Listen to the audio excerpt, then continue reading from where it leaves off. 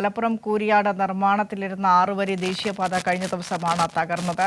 അതുമായി ബന്ധപ്പെട്ട വിശദാംശങ്ങൾ നൽകാൻ KT സ്വാലിഹ മലപ്പുറത്ത് നിന്ന് ചേരുന്നുണ്ട്. ഞാൻ കറുപ്പ് ഷർട്ടും ഇട്ട് ഇവിടെ സുന്ദരനായി നിൽക്കുന്നുണ്ട് എന്ന് എനിക്ക് ആരും മെസ്സേജ് ഒന്നും അയച്ചിട്ടില്ല. Swaliha, good morning.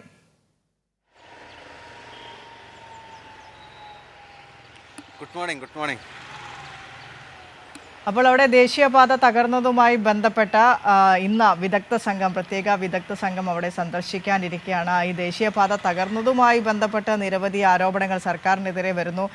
ദേശീയപാത ആയതുകൊണ്ട് തന്നെ അത് സർക്കാരിൻ്റെ തലയിലേക്ക് കെട്ടിവെക്കാനുള്ള നീക്കങ്ങളൊക്കെ നടക്കുന്നതിനിടയ്ക്കാണ് ഇന്ന് അവിടെ വിദഗ്ധ സംഘം എത്താനിരിക്കുന്നത്. നിലവിൽ അവിടെ പ്രാഥമികമായി നടത്തിയ പരിശോധനയിൽ എന്താണ് ഇത് തകർച്ചയ്ക്കുണ്ടായ കാരണമെന്നാണ് അവർ പറയുന്നത്?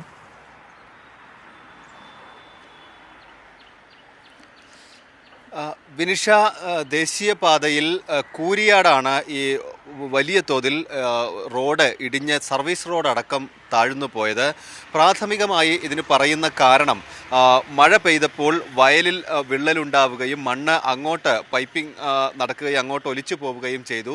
ഇതിലേക്ക് ഈ മണ്ണ് ഇടിഞ്ഞു വീഴുകയും റോഡ് ഇടിഞ്ഞു വീണു എന്നാണ് പ്രാഥമികമായി ഈ കൺസ്ട്രക്ഷൻ കമ്പനി, ഹൈദരാബാദ് ആസ്ഥാനമായി പ്രവർത്തിക്കുന്ന KNR കൺസ്ട്രക്ഷൻസ് ലിമിറ്റഡ് എന്ന കമ്പനിയാണ് ഇവർ പ്രാഥമികമായി നൽകുന്ന വിശദീകരണം ഇതാണ്. ഇന്ന് ഒരു സ്വതന്ത്ര വിദഗ്ധ സംഘം, നാഷണൽ ഹൈവേ അതോറിറ്റി ചുമതലപ്പെടുത്തിയ സ്വതന്ത്ര സംഘം, ഇന്ന് 3 പേരാണ് ഈ സംഘത്തിലുള്ളത്. ഇന്ന് കൂരിയാടെത്തി പരിശോധന നടത്തും.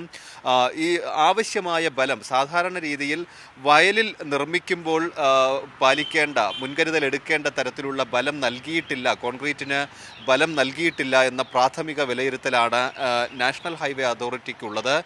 ഈ സംഘം ഇന്ന് പരിശോധന നടത്തിയതിനു ശേഷമായിരിക്കും തുടർ നടപടികളിലേക്ക് കടക്കുക.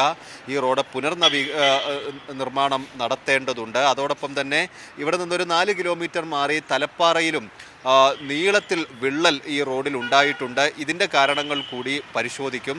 അതും വയലിലൂടെ കടന്നു പോകുന്ന ഭാഗത്താണ് ഇത്തരത്തിലുള്ള വിള്ളൽ കണ്ടിരിക്കുന്നത്.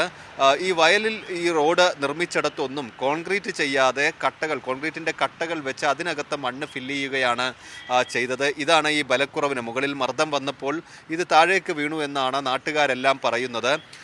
ഈ പ്രദേശത്തെ ജനപ്രതിനിധികൾ ഉൾപ്പെടെയുള്ളവർ നേരത്തെ തന്നെ ഈ ആശങ്ക അറിയിച്ചിരുന്നു. ആവശ്യത്തിന് ഡ്രൈനേജ് നൽകിയിട്ടില്ല തുടങ്ങിയ വലിയ പരാതികൾ ഈ കൺസ്ട്രക്ഷൻ കമ്പനിയോട് പറഞ്ഞിരുന്നു. പക്ഷേ അതൊന്നും ചെവിക്കൊണ്ടില്ല എന്നാണ് പറയുന്നത്. ഇന്നലെ കലക്ടർ പറഞ്ഞതുപോലെ ഭാഗ്യത്തിനാണ് വലിയ ഒരു ദുരന്തം ഒഴിവായത്.